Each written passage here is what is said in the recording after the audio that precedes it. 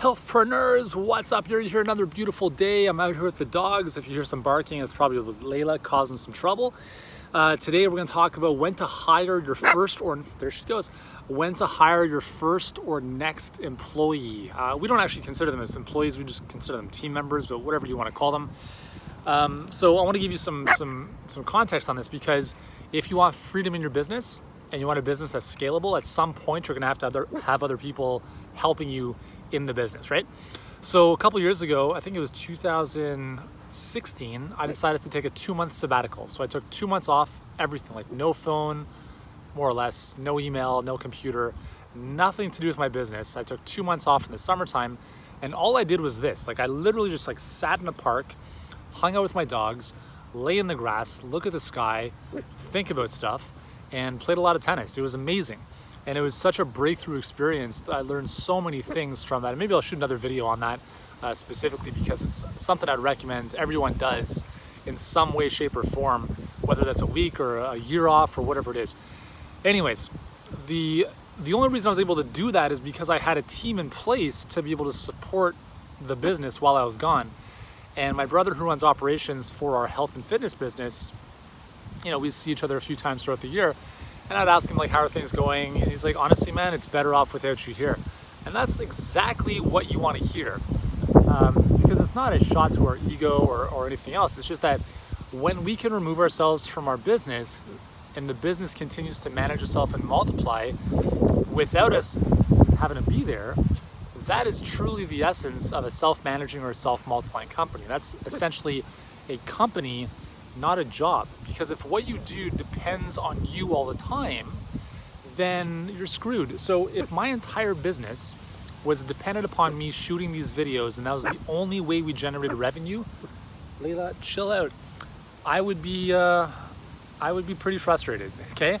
So I want to walk you through 3 ways you can determine kind of when it's time to hire that employee.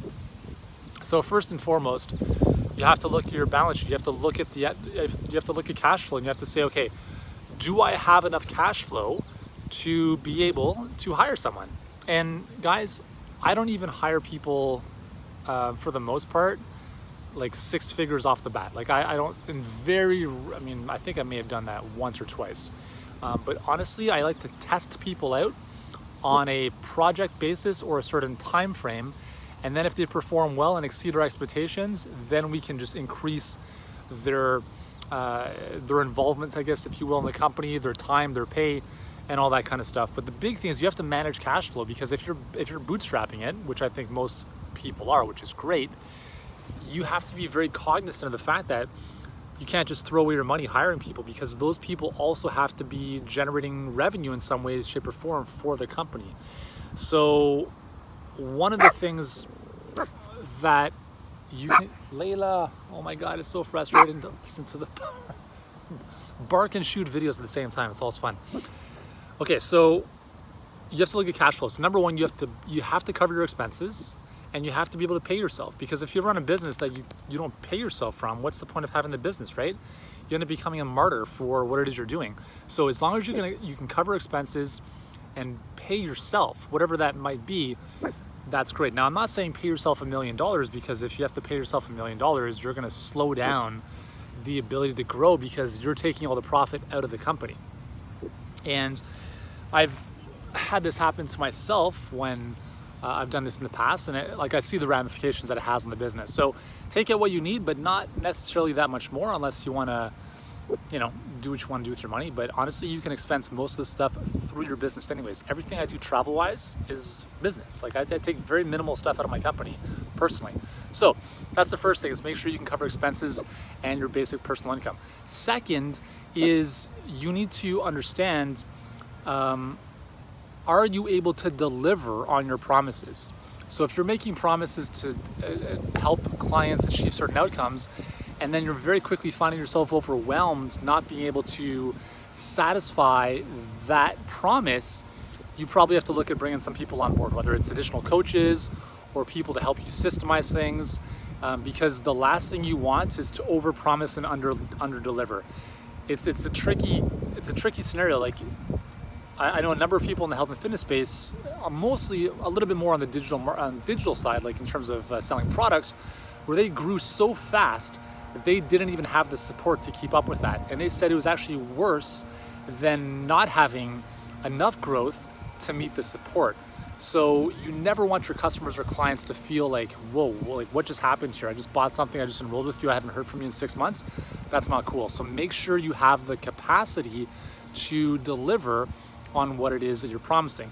And third is you're gonna get to a point where you might be willing to trade profit for freedom. So when I mentioned taking that 2-month sabbatical, I knew that, listen, I need a couple more people, or I need a certain team in place, and I'm okay having less profit in my business to give me a lot more freedom in my life. And still to this day, that's still my modus operandi, is I would rather hire amazing people and build an amazing team that gives me immense amount of freedom than having all the profit for myself and working my ass into the ground. So that's more of a personal decision that you have to make. But for me, having the freedom to come out here and shoot videos and hang out with my dogs and play with my kids and play tennis and, you know, and work maybe 20 to 25 hours a week, that's pretty cool, right? Being able to take off on vacation whenever I want, that freedom, you know, the thing is, like, as you get older, you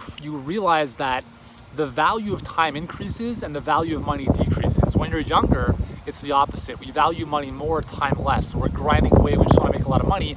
As you get into your, you know, and again, everyone's different, but I think into your late 30s, 40s, 50s and beyond, you start to recognize how important time is, and you're willing to pay for that. So those are 3 distinctions that I've used to help figure out when it is time to hire people, and I hope that serves you as well. Now, if you're growing your company, if you're growing your team and you want help on this, and you want to really take your business to 7 figures and beyond, let me know. Send me a DM, let's chat.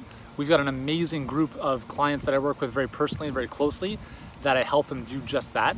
So if that's something you're interested in, you want my help to support you in that scaling process, and you want to be surrounded by other great people who are building awesome teams, let's have a talk, because we're doing some awesome stuff, and we'd obviously love to support other visionary health entrepreneurs grow their businesses without compromising their life in the process. So that's all today. That's all for today. Hope you enjoyed this one. If you have, share it with a friend, and I'll see you soon.